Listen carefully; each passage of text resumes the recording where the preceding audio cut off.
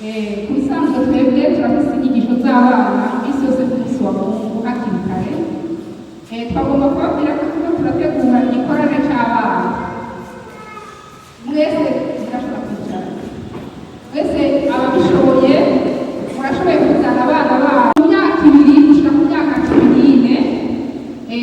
Abo munsi tuzoba twakira abo bana, mugabo itariki 2 tuzoba dutegura igikorane cabo. Ukuvuga rero abatazoba baje itariki 2 uwo munsi tuzakoreza ngo baje mu gikorane. Zoba byiza rero muzozana abana baje ku munsi wa Mungu hagati y'ibyago umutoje abana batori y'isuku itariki 2 ukwezi kwa gatanu. Bavyumvise ikindi nacyo bagomba kubabwira, ariko ntitwemera kwakirwa wambaye ibitugu, nuko ni mu buryo bwo kwimana icyubahiro. Ibyo byose nagomba kubabwira.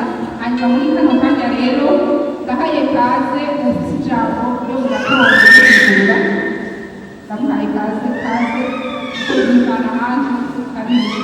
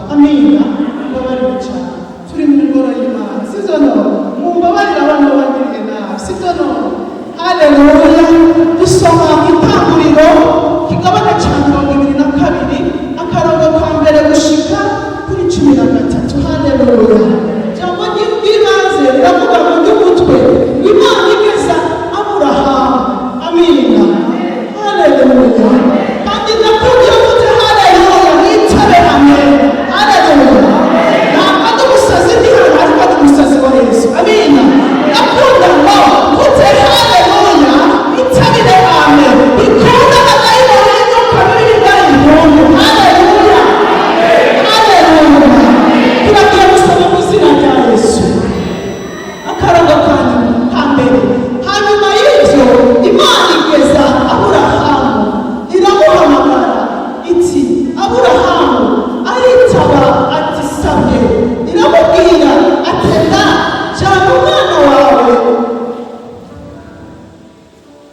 ese ni ikibazo tutabona.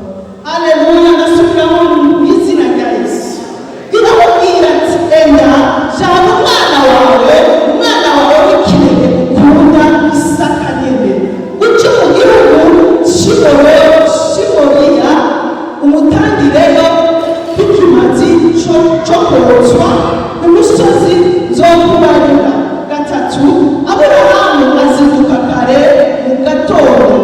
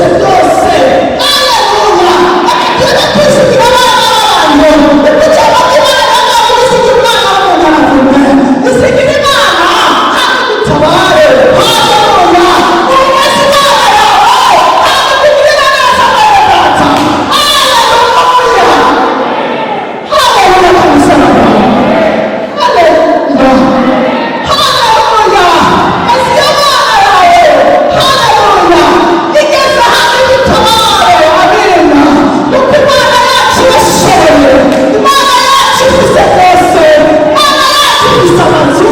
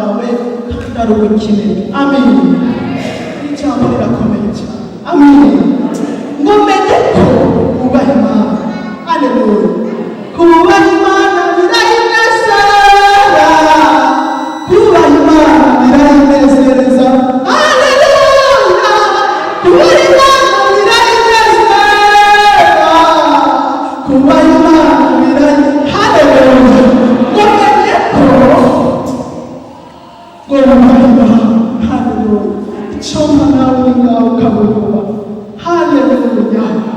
Hariho amajambo y'umuntu kandi hariho amajambo ababaje. Amina. Mumenye ko ngo nukoze ukuboko ariko urasuzugurwa n'inshuti. Amina. Icyo hawe ntabwo uzi ugenzi. Amina. Icyo nakubwira wongere ku masezerano yawe kuko Imana yacu ari ngayo. Amina. Umenya ko Imana yaguhaye reka guca wiharanira. Imana yaguhaye amasezerano wowe nawe yateraniye mwene data. Reka guca wiharanira.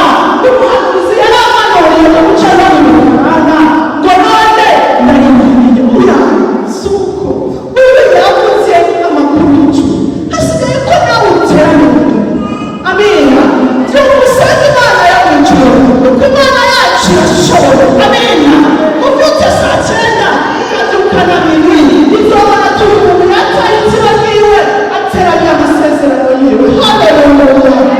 Tugira dutabatararama. Haleluya.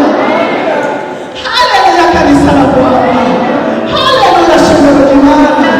N'abaramye mwene data. Bana. Bana bahezagire cyane. Haleluya. Ikibona ko Aburahamu akunda Imana akunda Yubaha. Amina. Mwambariye ngo murakunda Imana murayubaha. Mugiye gusezerana namwe iby'Imana kugira ngo Imana igire biraryoshe. Amina. Ubu butumwa turiko turumva si ubwa bose sibyo na bene data. Ibi turiko turumva ntabwo ari urukundo ni iby'uko ku bwacu n'imiryango yacu. Cyangwa nakuze nibaza ko Imana yibwira ngo nkore kisigoga yewe abo nakuriye muri eglise iwacu yangeze numva kumenya Imana ndayigira ngo nkore iki. Amina. Ariko maze gushika kuri uwo musazi ibintu birahinduka inyigisho zigenda neza bisigura yuko Imana nayitegeka. Amina. Ahubwo nanje ndayigira ati Mana hari icyo nkoze Mana muri bya bindi wama. Amina. Haleluya. Hari icyo nkoze ariko umusozi uri hano uri imbere yanjye nkeneye kuwumugurira. Haleluya. Kandi irabikora kuko uba yigezeje. Amina. Haleluya. kandi ngo ntakibuka Imana w'umuntu Imana itakizi. Haleluya. Reka tugwese Imana yacu. Haleluya. Mama wacu yavuze ngo haza turi mu nyubako. Amina. Haleluya. Haleluya. Reka kurambirwa n'ibyo ndiko ndavuga vuga ati amina. Haleluya. Ariko mparira muri Yesu. Haleluya. Imana yacu isakaje byose. Umukozi w'Imana yavuze ngo hano haza kuba igiseke cyo gutangira Imana amashigama, haza kuba igiseke cyo gutangira Imana inyubako. Amina. Aha hantu turi hano abashasha bagira gutya wabati Imana bageze cyane. Haleluya. Abashasha Imana bageze umuntu ari Imana y'umuntu ushaka kumwumva yashitse aho twese turi. Amina. Reka kurambirwa mugumire aje kuza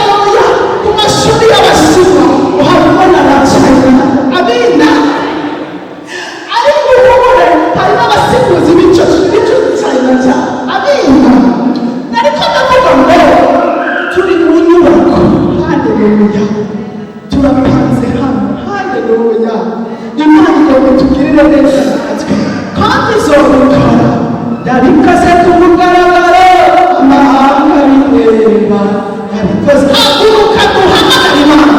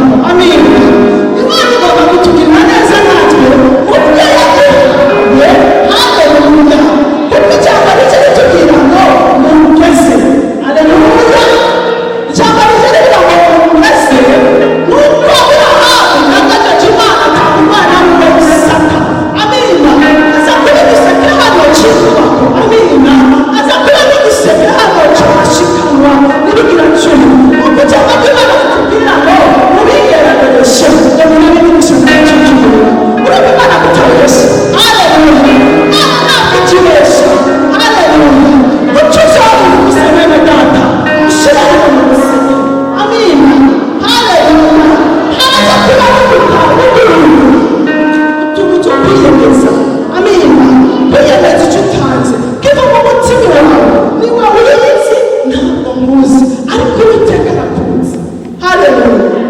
Haleluya. Ngo Isaka yatanze umwana we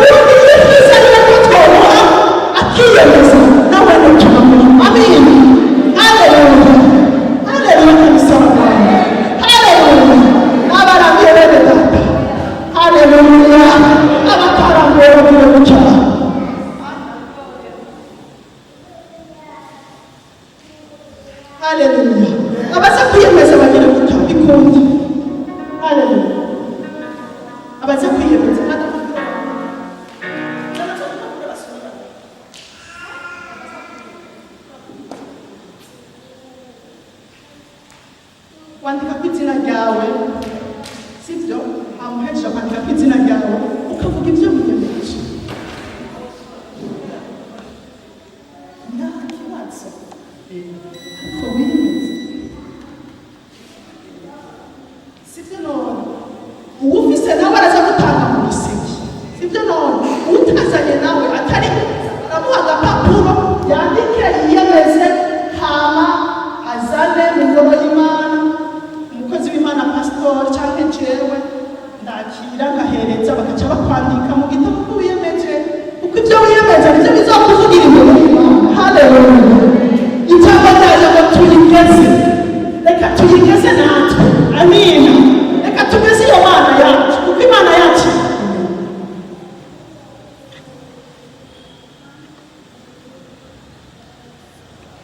twite ku bibazo ntibizohera, amina. Ariko nitwashika mu ijuru tuzaririmbana n'abera. Reka kwita kuri ibyo bibazo byawe, aya ite ku Mana yawe. Haleluya. Kandi ndakwifurije ko ndagira hano bwa mbere Imana ya Aburahamu na Isaka na Yakobo igutabare muri izo ngorane zawe. Haleluya. Reka kwita ku bibazo tukiri mu isi tuzojyanako, amina. Icyo ukora Imana ni ubutakaje, amina. Haleluya. Mwabibona ingene bimeze muri yandika muhejeje murakabisubiza urashaka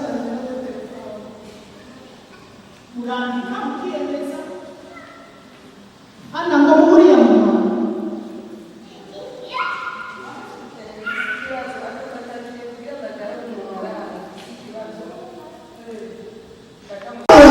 ariko ndakubwiye ngo reka tugirire n'Imana. Haleluya, haleluya, haleluya, haleluya kabisa na Bwana. Ndabifurije kurora ngo amen. Uwaje abana bicyara Imana imwita. Amen. Uwaje abana umutabara kuko mwinjira Imana umutabare. Haleluya. Uwaje abishe mukuru wamuriwe kandi Imana isubire umugirire neza. Haleluya. Uwaje abana bicyara abana Imana impamvu igicuri igihumbi. Haleluya. Uwaje abise ikibazo cyari cyo cyose Imana umutabare. Haleluya. Y'abana y'umupisi, y'abana twabona kuri Mushasha n'abayibona. Haleluya. Nagira amabwiriza baririmbyi kugira ngo baririmbire Imana. Haleluya. Imana ibagirire neza. Imana ibongere. Reka tuzamuke twese turegere ibyubahiro byacu turi ibyubahiro Imana. Amena. Tugomba turirimbe indirimbo itubwira tabara wozere utozemera. Amen. Hari igihe ikibazo kiza kikaza gifite inkomezi nyinshi, noneho ukavuga ati muri ibi Imana yagira we nyamba wozere utozemera wozere tabara. Amena. Turahaguruka twese, abarwaye, abakomeye, abafite intege nke, turahaguruka rimwe twese duhimbaze Imana yacu. Iratabara, iratabara, wozemera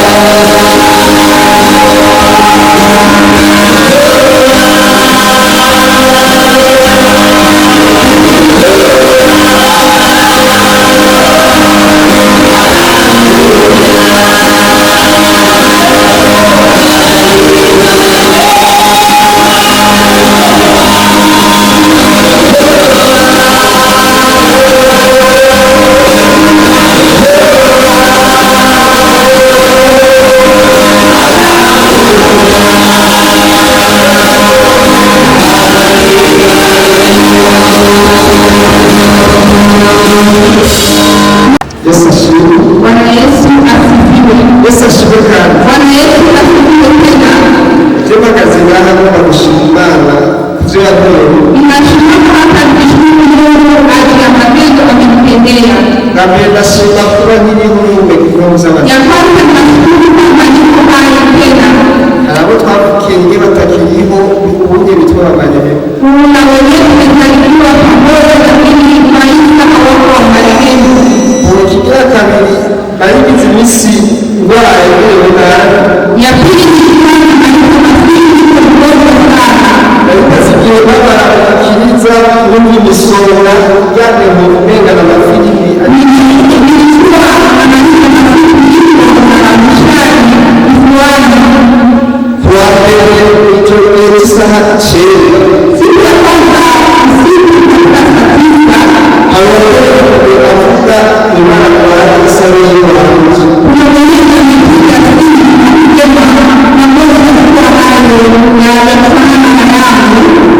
Byasabye gusezera kuruhuka ubuyobozi bw'Imana. Nilikuwa nimeshika kulala, nilikuwa nikipata mtumishi wa Mungu Arasengera acha kukwizera afata kubera kuye akaniombea, na mimi nikaamini kama hata vile wengine namwambia. aherekera rero isomo risakiwe Wakati amenialika nikabaki hapo.